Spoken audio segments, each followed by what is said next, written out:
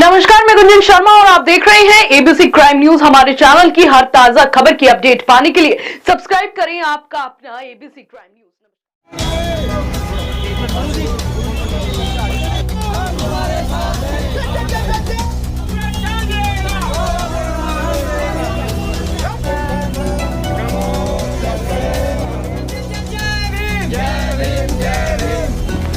नमस्कार दोस्तों, मैं हूँ वीर गौतम। आज यहाँ पर अभिनव भद्राचार्य आए हैं जो कि बंते जी हैं और हापुड़ पहुंचे हैं। और हापुड़ पहुंचने के बाद जो कि अब से बिहार में लगभग साल भर हो गया है धरना प्रदर्शन दे हुए, जिस पर सरकार अभी तक ध्यान नहीं दे रही है और उस पर अपना कब्जा जमाना चाह रही है। जहाँ मनुवादियों की सोच, जहाँ की मनुवादियों की अपनी सोच है। आज वहाँ पे ही हमारे विनोद जी आए हैं जो कि बंते जी, उनसे बात करते हैं हापुड़ में क्या कहना है इस बारे में। आज यहाँ पर बंते जी आए हैं। देखिए, आज हापुड़ की धरती पर हमारे दिनाचार्य बंते जी यहाँ पे आए हैं। उनका तहे दिल से स्वागत है और बहुजन महापुरुष विचार समिति उनका तहे दिल से स्वागत करती है कि आज हमारा ये ऐसा दिन है कि हमें बंते जी के दर्शन करने का समय प्राप्त हुआ है। और जो बंते जी ने महाबोधि बिहार मुक्ति आंदोलन का जो एक बिगुल फूका है और उसमें अपने जीवन का एक एक क्षण उस आंदोलन के लिए समर्पित कर दिया और उस आंदोलन के लिए उन्होंने जेल काटनी मंजूर करी, लेकिन मनोवादियों के साथ समझौता करना मंजूर नहीं करा। क्या लगता है आपको, जैसे कि जिस तरह के वहाँ घेरने के चक्कर में लगे हुए हैं बोध गया को, तो उससे क्या लगता है कि ये सरकार बंते जी का साथ देगी या बुद्ध के मंदिर बने हुए के साथ देगी? देखिए, ये तो एक अकेले बंते जी का इतना आंदोलनकारी दृश्य है। और जब पूरे संपूर्ण भारत के अंदर मनुवादियों को डराने के लिए, धमकाने के लिए जब क्रांतिकारी लोग और बाबा साहब के वंशज बाहर निकलेंगे तो वो मुक्त, जो बोध गया बिहार है उसे मुक्त करना ही पड़ेगा। मनुवादियों के संग मुक्त करना ही पड़ेगा, लेकिन सरकार तो इस तरफ बिल्कुल नहीं दे रही। देखिए, समय वो भी आएगा जब सरकार भी बदलेगी, समय भी बदलेगा, सरकार हमारी भी आएगी। ऐसा नहीं है कि कोई सरकार हमारे तो वो सदा के लिए नहीं, हमारा भी समय आएगा। और जब हमारा समय आएगा तो एक एक जुल्म का हिसाब सोच समझ जिस तरीके से मंदिर खोजे जा रहे हैं, जमीन खोद के मंदिर खोदे जा रहे हैं, मस्जिद तोड़ के मंदिर खोजे जा रहे हैं, क्या उसी तरीके से अशोक सम्राट के 84,000 धाम है, क्या वो भी खोदे जाए? देखिए, हम खोजेंगे नहीं, हम नए बनाएंगे।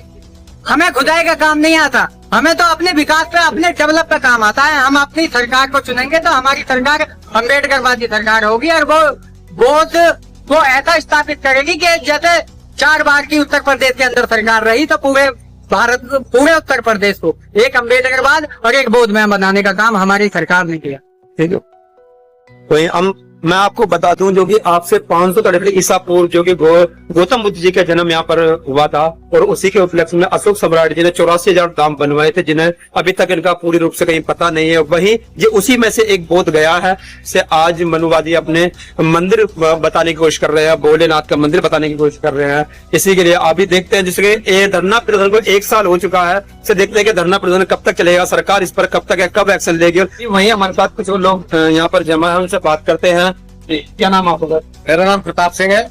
मैं हापुड़ का निवासी हूँ और भारतीय समता सैनिक का राष्ट्रीय महासचिव हूँ और बौद्ध आचार्य भी हूँ। तो क्या लगता है बोध गया के बारे में, क्या सरकार से छुड़ा पाएगी या जितने भी बौद्धिक छुड़ा पाएंगे? जैसा कि आपने भी सवाल किया है कि क्या सरकार भारत सरकार से मुक्त कर पाएगी, नहीं कर पाएगी। मैं आपको ये अवगत कराना चाहता हूँ कि भारतीय संविधान लागू होने के उपरांत बीटी एक्ट 1949 को स्वतः ही समाप्त हो जाना चाहिए, परंतु ये मनवादी जो लोग हैं, जैसा कि आप लोग जानते हो कि मस्जिदों में मौलवी बैठे हुए हैं और आपके ईसाइयों के उसमें पारसी बैठे, वो बैठे हैं, पादरी बैठे हुए हैं। ऐसे ही हमारे बुद्ध गया जो है उसमें वो हमारे बुद्धिस्टों को जो समर्पित होना चाहिए, बंते जी के लिए होना चाहिए, लेकिन उन्होंने वहाँ एक इस तरह की व्यवस्था बना रखी है। वीटो पावर लगाने के बाद में वहाँ के जो बीटी एक्ट वो ये कहता है कि वहाँ पर जो चुने हुए वो है, वहाँ हमारा संघ का आदमी एक होता है, 3-4 आदमी वो होते हैं, तो हमारे वीटो पावर में वो होते हैं, लिहाजा हमारा वो बीटी एक्ट वहाँ से खत्म नहीं हुआ। जबकि भारत को स्वतंत्र होने के बाद में ये बीटी एक्ट स्वतः ही निष्प्रभावी हो जाता, फिर भी मनवादी और वहाँ पर अपना कब्जा करे हुए हैं, क्योंकि वहाँ पर हमारे जो धर्म अनुयायी हैं, विदेशों से जो भी हमारे वहाँ चढ़ावा, जो भी दान दक्षिणा उस पे आती है, उस पे पांडे पुजारियों ने अपना कब्जा कर रखा है। ये पांडवों ने वहाँ पे खा के पेट मोटा कर रखा है। उसके लिए हमारे विनयचार्य भंते जी उसमें संघर्षशील है, जो आज हमारे हापुड़ में यहाँ आए। उन्हीं के समर्थन में हमारी भारत की जो हमारे हापुड़ की पब्लिक, उनके जनता, उन्हीं के समर्थन में यहाँ पे स्वागत के लिए है। उनका जो है हापुड़ में कई जगह पे स्वागत किया जा रहा है और आगे भी कार्यक्रम जो उनका जारी है।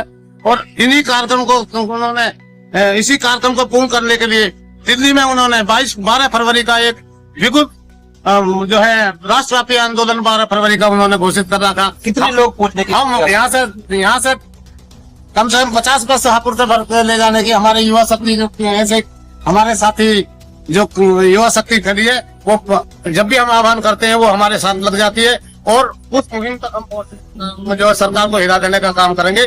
और हमारे स्वयंसेवक संस्था के भी जो कार्यकर्ता है वो सरकार बनाने के लिए भी बिहार में लगे हुए हैं और हम सरकार बदल देंगे।